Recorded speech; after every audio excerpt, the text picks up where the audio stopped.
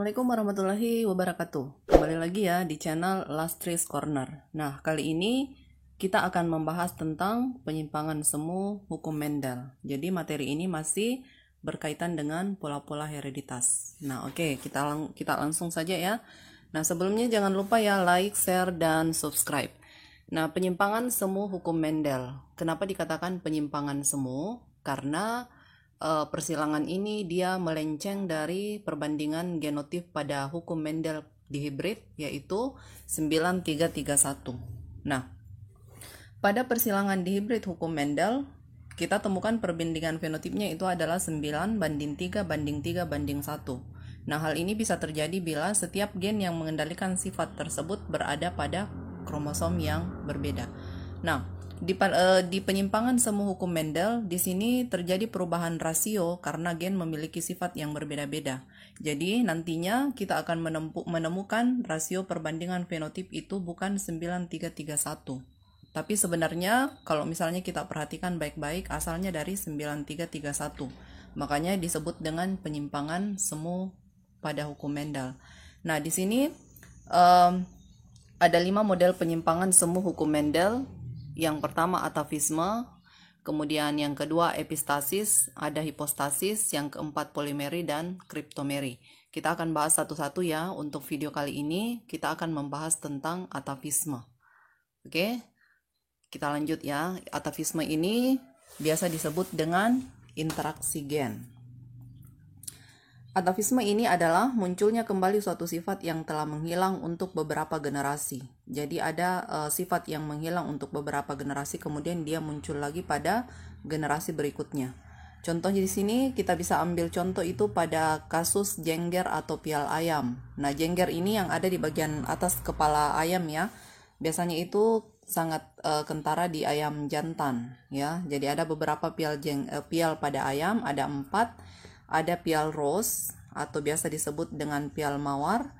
Ini genotipnya ya, R besar, P kecil, P kecil. Nah, artinya begini ya, untuk mengetahui dia pial rose, kalau ada unsur R besar dan P kecilnya, maka dia adalah pial rose. Kemudian pial biji atau PA. Nah, ini untuk pial biji atau PA, kalau ada unsur R kecil dan P besarnya, maka dia pial biji. Kemudian walnut atau sumpel, itu kalau ada unsur R besar dan P besar, maka dia disebut dengan walnut. Kemudian yang terakhir single atau bilah, kalau semuanya resesif. Jadi kalau ada unsur R kecil dan P kecilnya, maka itu adalah pial bilah atau single. Oke, lanjut ya. Nah, ini contoh soal untuk atavisme atau interaksi gen. Disilangkan antara ayam berpial rose, R besar, P kecil dengan ayam berpial biji, R kecil, P besar. Buatlah diagram persilangannya apabila F1 disilangkan sesamanya. Bagaimanakah rasio fenotip pada generasi F2? Jadi yang harus kita lakukan pertama adalah menyilangkan antara ayam berpial rose dengan ayam berpial biji. Hasil dari persilangan ini disebut dengan generasi F1, kemudian F1 nanti hasilnya kita akan jadikan parental kedua, disilangkan sesamanya untuk menghasilkan generasi F2. Nah, inilah nanti yang akan kita cari rasio fenotip pada generasi F2-nya. Oke ya, sekarang kita lanjut langsung penyelesaiannya. Parental. Ini ya, kita ambil R besar, P kecil, disilangkan dengan, ini adalah pial rose, disilangkan dengan ayam berpial biji, R kecil, P besar. Ini adalah pial biji. Nah, itu untuk parental. Nah, sekarang kita buat gamet. Ingat kembali gamet ya, karena di sini ada 2 sifat beda, ada 2 simbol R dan P, karena ini R-nya sama-sama R dan ini sama-sama P kecil. Artinya gametnya cuma 1. Dari sini R, dari yang ini P. Oke? Nah, jadi gametnya adalah R besar dan P kecil. Sama dengan ini ya, pial biji. Gametnya adalah R kecil dan P besar. Nah, sekarang kita cari F1. F1 ini kita langsung gabungkan saja gamet jantan dan gamet betina. Ambil huruf besarnya dulu, kemudian huruf yang sama. Kita gabungkan, jadinya adalah R besar, R kecil, P besar, P kecil. Jadi ini kita gabungkan ya, ambil huruf yang sama, tulis dulu huruf kapital, oke? Nah, R besar, R kecil, P besar, P kecil, ini adalah fenotipnya adalah walnut 100%. Jadi ingat kembali tadi ya, walnut itu apabila ada unsur R besar dan P besar, maka dia adalah walnut. Nah, makanya tadi di sini, karena di sini ada R besar, P besar, maka dia adalah walnut. Jadi R besar, R kecil, P besar, P kecil itu adalah walnut. Nah, inilah generasi F1. Nah, F1 ini untuk mendapatkan generasi F2, maka F1 ini kita silangkan sesamanya. Oke, kita lanjut ya untuk parental kedua.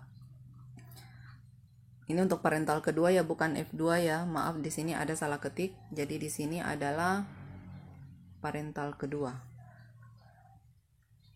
Oke, ini adalah P2.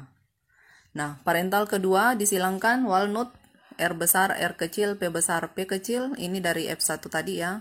Disilangkan dengan sesama walnut R besar, R kecil, P besar, P kecil. Kemudian kita lihat gametnya. R besar, P besar. Jadi ini ya cara mencari gamet yang ini dulu. Kemudian selanjutnya R besar, P kecil. Kemudian selanjutnya R lagi, R kecil, P besar. Kemudian selanjutnya R besar, R kecil, P kecil. Oke, sekira semua sudah mengerti ya cara membuat gamet dengan dua sifat beda. Lanjut, sama ya, gametnya sama, R besar, P besar, R besar, P kecil, R kecil, P besar, dan R kecil, P kecil. Ini saya berikan warna yang berbeda gamet jantan dan betina agar nantinya gampang dibedakan ya penggabungannya, oke?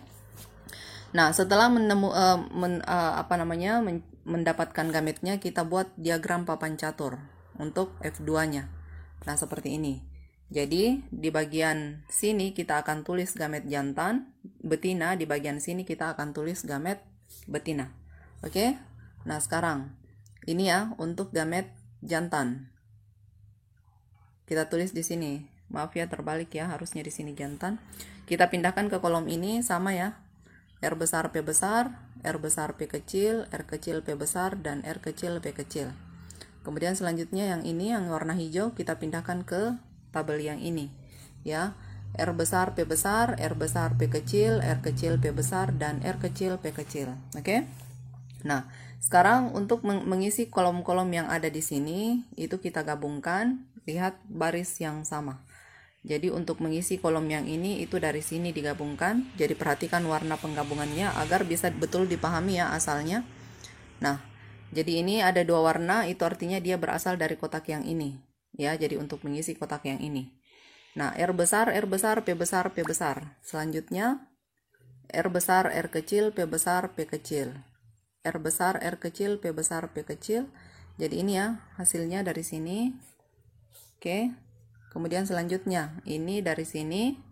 Oke, bisa dipahami ya. Selanjutnya ini dengan ini. Oke. Nah, selanjutnya penggabungan ini dengan ini itu akan menghasilkan yang ini. Oke. Kemudian selanjutnya untuk ini dengan ini akan menghasilkan yang ini. Oke. Ya, jelas ya. Oke, selanjutnya untuk baris berikutnya. Kita gabungkan ini dengan ini, hasilnya adalah ini. Kemudian kita gabungkan lagi yang ini dengan ini, hasilnya adalah R besar, R kecil. Oke, selanjutnya yang kita gabungkan ini, hasilnya adalah R besar, R kecil, P besar, P besar. Kemudian selanjutnya kita gabungkan yang ini dengan yang ini, hasilnya adalah oke, sekarang baris terakhir ya. Kita gabungkan ini dengan ini, hasilnya adalah R besar, R kecil, P besar, P kecil. Bisa diperhatikan warnanya ya. Kalau bingung hasil asalnya dari mana, tolong perhatikan warnanya supaya lebih jelas. Ini dengan ini kita gabungkan. Ya, hasilnya adalah yang ini, oke. Kemudian yang ini kita gabungkan dengan yang ini, hasilnya adalah yang ini, R kecil, P besar, P kecil. Terakhir ini kita gabungkan dengan yang ini, hasilnya adalah R kecil, P kecil, P kecil. Nah, inilah semua genotip yang ada pada perbandingan parental kedua. Ya, jadi semua yang ada di sini inilah semua genotipnya. Ya, nah sekarang kita tentukan fenotipnya masing-masing. Mulai dari tabel yang pertama. Ada unsur R besar dan P besar walnut, ini juga walnut, yang ini juga walnut, ini juga masih walnut, walnut lagi. Ini rose karena dia cuma ada R besar dan P kecil, maka dia rose, tidak ada P besar ya, jadi bukan walnut. Ini walnut karena ada R besar dan P besar, yang ini rose karena ada R besar dan P kecil. Ini walnut, R besar dan P besar. Ini juga walnut, kemudian ini PA, R kecil dan P besar. Kemudian PA lagi, R kecil dan P besar. Walnut lagi, R besar, P besar. R besar, P kecil, rose. Kemudian ini PA. Dan yang terakhir adalah single. Nah, sekarang tinggal kita hitung berapa jumlah walnut, berapa jumlah PA, berapa jumlah rose, dan PA, single. Kita lihat ya untuk rasio fenotip. Nah, yang pertama walnut. Jumlahnya 9 ya. 1, 2, 3, 4, 5, 6, 7, 8, 9. Oke. Lanjut. Rose. 1, 2, 3. Ada 3. Kemudian PA. 1, 2, 3. PA. Kemudian yang terakhir single. Ada 1. Jadi, rasio perbandingan fenotip di sini adalah 9331. Nah, mungkin ada yang bertanya, kenapa dia dimasukkan ke dalam penyimpangan semu hukum Mendel sementara rasio perbandingannya adalah 9331. Nah, ini karena di persilangan awal tadi itu dihasilkan rasio fenotip, dihasilkan fenotip yang berbeda dengan fenotip induk. Jadi ada kombinasi baru yang dihasilkan, yang baru muncul yaitu walnut. Ya, jadi ini juga single, dia baru muncul dari perkawinan yang tadi ya. Oke. Nah, makanya dia dimasukkan dalam hukum penyimpangan semu hukum Mendel. Oke, semoga bisa dipahami ya penjelasannya mengenai atavisme.